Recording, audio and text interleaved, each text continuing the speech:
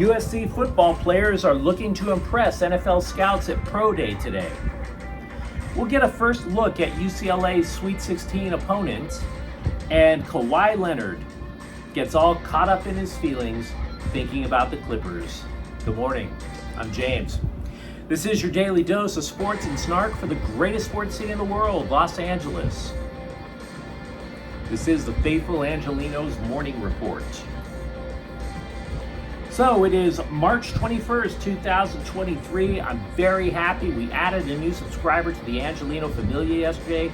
I appreciate every last one of you for getting in on the ground floor. If you like the content we put out about LA sports, clickety-clack the like button. Clickety-clack the subscribe button. There's a notifications bell. Hit that. It'll let you know when we drop new content. Sharing is caring. Let people know we exist. And by all means, comment. There is a ton to talk about. I'm going to try and speak fast and get through it quickly here. So before we go through the news and notes, a look at the scoreboard. Yesterday, the LA Kings absolutely overwhelmed the Calgary Flames, 8-2. Adrian Kempe and Carl Grundstrom each scored 2 goals. For Grundstrom, he has a career-high 11. Meanwhile, today, Oklahoma City is in town. They're going to face the Clippers at 7:30. The Clippers have won 5 of their last 6 games. So, quickly to the news. Today is Pro Day over at Heritage Hall. There are 15 former Trojan football players who are going to say howdy to the NFL scouts. And I went through the names. I went through the scouting reports. I believe 6 of them, at least 6 of them, are in the running to play on Sundays, as the sports writer cliche list goes. Having said that, that doesn't necessarily mean that all 6, or for that matter, most of the 15 they have to come in there with something to prove. Very few of them are established to where they've maxed out their potential. You take wide receiver Jordan Addison, for example. Considered going into last season the best receiver in college football. He had a Biletnikoff Award and whatnot. But if you recall, he allegedly did not impress at the NFL Combine. Some of it was due to those stupid measuring things where they break out the ruler. Oh, Jordan Addison's hand isn't big enough, and we don't know what he's doing with that big hand when the lights are out in the dorm room. He's not jumping long enough. He's not jumping high enough. What's his 40 time? All of that stuff took his draft status and knocked it down a few pegs. Now, he's still very, very likely a first rounder. But where people before were thinking of him in the top 10, now they're looking at him in the teens. So he's got something that he needs to show people today. I would also add that Brett Nealon is an interesting case study, in that Pro Football Focus, or PIF, thinks he's the number 2 center in college football. Sports Illustrated, on the other hand, ranks him 17th. So what does that make him? A second round pick, or late, like 6th or 7th? Nobody knows. He's got to show up and do well at Pro Day. I would say that defensive lineman Tuli Tuipulotu is a solid day 2 pick. Maybe he could boost it. I'm not necessarily sure he is going to be a first rounder. But what about Andrew Voorhees, the guy who blasted out his knee playing offensive line, technically guard, over at Utah? There's another lineman who needs to stand out today. That would be left tackle Bobby Haskins. See, Bobby Haskins did not start most games at left tackle. USC's line was terrific, as was he. But he wasn't a starter, so he's got something to prove. ESPN sometimes will put on its happy-go-lucky thinking cap, and they'll rub their little brain cells together, right? And then they'll come up with a really interesting, just fascinating piece of journalism. That's about 3% of the time. The rest of the 97% is just mindless garbage. I mean, when did TMZ is more responsible with their sports than ESPN is? There was this headline that I saw on ESPN.com, presumably inspired by March Madness. Hey everybody, how would USC fare in a 64-team football tournament? No, screw you. I would rather find out how you would fare in a fight club of 64 early paroled felons, Mr. Sportswriter. I didn't even click the link. That was one of the dumbest headlines I've ever seen. I don't read Fantasyland garbage. And I'm not going to try and figure out how USC would fare in a 64-team football tournament because it would never happen. I've got a life to live, pal. I don't need to start going into hypotheticals. That's why I don't talk politics here, or try not to. I don't want to talk about what I think is going to happen with Trump and Biden. That's 2 years down the road. And 64-team football tournament, get out of my face.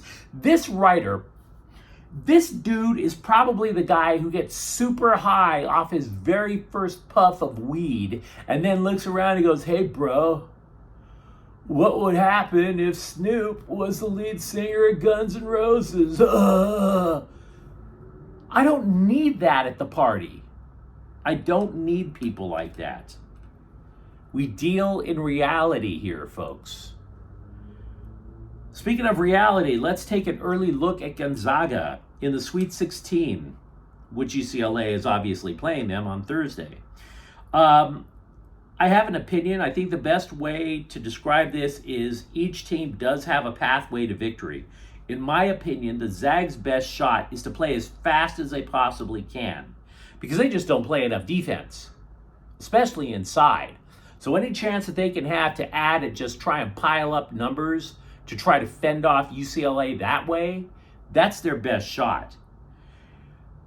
Drew Tim is their leading scorer, but there's another guy, Julian Strother, sinks a lot of threes.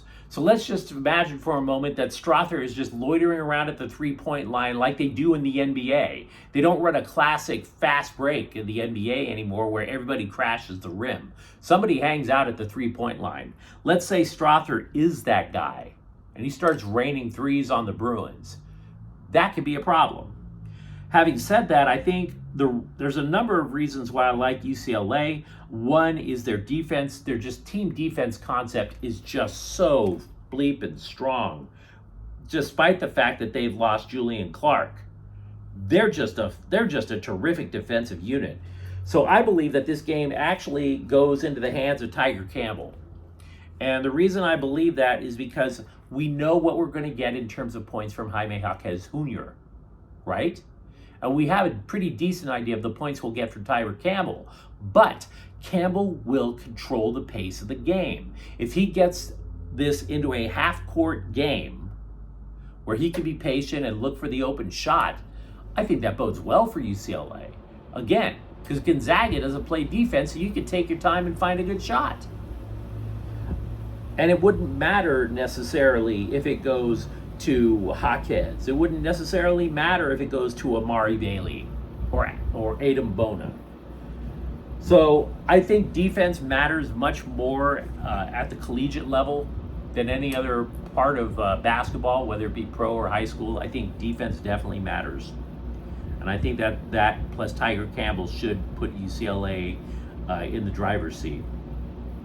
By the way, catching up, guard David Singleton appears to just have a slight sprain of his ankle. He is unlikely to miss Thursday's game.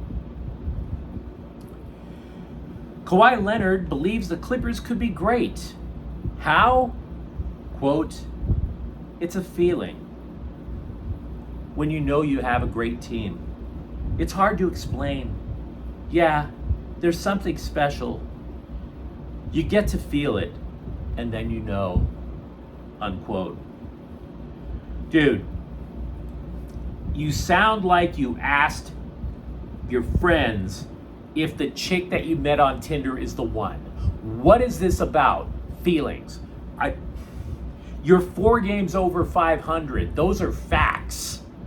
I'm not saying we hope you guys don't win a title or we hope you guys can't make a playoff run, but you're 4 games over 500. None of that qualifies as great.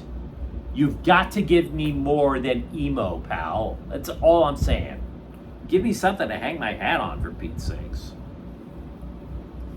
Here's something definite. Anthony Davis will play in the last Lakers back-to-back string, which will be games on April 4th and April 5th. One in Utah, the other at home against the Clippers. You may recall that he was sat during the last of the most recent Lakers back-to-back. The Lakers lost that second game in Houston. Very embarrassed by that. Everybody caught flack for that decision, considering where the Lakers are in the playoff race. Now, there is a story that the Lakers actually approached Davis and gave him a choice. We have 2 back-to-backs left. Which one do you want to sit? I don't believe that story. I don't. I think he sat that last back-to-back because that's what the franchise wanted. They lost to Houston. They got embarrassed, and now they don't want to take any chances. To which I say, you shouldn't have taken any chances in Houston. Straight and simple. Running back Austin Eckler says he does not want to leave the Chargers, but believes he is underpaid, which is ironic because he told that to a podcaster who's probably flat broke. Quote, I'm getting half my value of what I could be getting. I'm relentlessly pursuing someone who wants me for the long term. Okay, here's what's wrong with that. Eckler makes about $6 million. Now, I will grant you that at least a couple of guys in his price range are not as good. I don't think James Conner is much better. But then when he gets to the top 10 in running backs' salaries, who would you rather have? Would you rather have Austin Eckler or Christian McCaffrey? Would you rather have Austin Eckler or Alvin Kamara? Dalvin Cook? Derrick Henry? Would you rather have Austin Eckler or Nick Chubb? Joe Mixon? Would you rather have him or Saquon Barkley? Josh Jacobs? Tony Pollard? Aaron Jones? No, I would not take Austin Eckler and pay him $10+ million a year, which, by the way, is what all those running backs make. By the way, Austin Eckler, by the end of his contract, is going to be pushing 30. And when you hit 30 as a running back, chances are you're toast. So no, I hate to break this to him, $6 million will buy you a lot of food when you're old and can't take care of yourself anymore. Count your blessings. A few days ago, I asked if USC basketball fans should be happy with the team getting bounced in the first round for 2 consecutive years. Would you like some hopium if you're a Trojans fan? There is a report suggesting that USC's roster was unbalanced. And what do I mean by that? There was a lack of an inside game because Vince Iwuchukwu missed half the season with a heart issue. Also, there was no true point guard on the roster. Boogie Ellis is not a traditional point guard. He's a scorer. Drew Peterson, not a traditional point guard either. The belief is that next year's Trojans team will have that traditional point guard in Isaiah Collier, a 5-star recruit from Georgia. That and that 4-star center recruit, Antonin Page, will join Iwuchukwu up front and give the Trojans an inside-out game. That'll make them significantly more formidable next year. The Rams have spent less than everyone else in the NFL free agency period so far. The only deal they've had has been with offensive lineman Coleman Shelton for $4.75 million. There's an argument that Green Bay spent less, but that's not true because 2 of the signings, their contract numbers haven't been included yet. That was about $500,000 less than the Rams. There's no way Green Bay paid 2 players a total of less than $500,000. So it is the Rams. NFL Network, however, is reporting that the Rams are closely watching Odell Beckham Jr.'s situation to see how it plays out. Keep in mind, everybody had Dallas landing Odell Beckham Jr., but the Cowboys just traded for Brandon Cooks, and they're taking on his contract, which is about $18 million a year. They're going to pay $12 million of it. So you pay $12 million for Brandon Cooks, you are not in the running for Odell Beckham Jr. anymore. That's a done deal. Sports Illustrated reports that 3 teams offered more for Jalen Ramsey than Miami did. But the Rams wanted to do right by Jalen Ramsey, so they let him go to the team he wanted to, the Dolphins. Also, the same story claims that the Rams kept Ramsey in the loop, and although the player did not want to leave LA, if he was going to leave, Miami, take my talents to South Beach, that kind of crap. This is a sort of happy talk story that comes out every single time that a team profoundly loses a trade. It always comes out that way. Oh, no. We were always looking out for the player. It was never about us. It's the same story over and over. I'm skeptical. I'm very skeptical. Julio Urias was removed from Team Mexico's roster prior to Mexico getting upset by Japan in the World Baseball Classic semifinal last night. This is according to the LA Times. The Dodgers set a pitch limit on Julio Urias. He reached it. So Mexico respected the Dodgers and did not have Urias come in relief last night when Mexico obviously needed an arm in relief. But having said that, Urias did not perform that well in the World Baseball Classic. His ERA was 7. So I think he needs to get back to the Dodger coaching staff and figure out what the hell's gone wrong. The Kings have acquired the rights to Michigan State defenseman Cole Krieger by sending, quote, future considerations, unquote, to the Florida Panthers. In other words, he was away from playing in the NHL, so that's not exactly a needle mover at the moment. But you let me know what you think in the comments thread.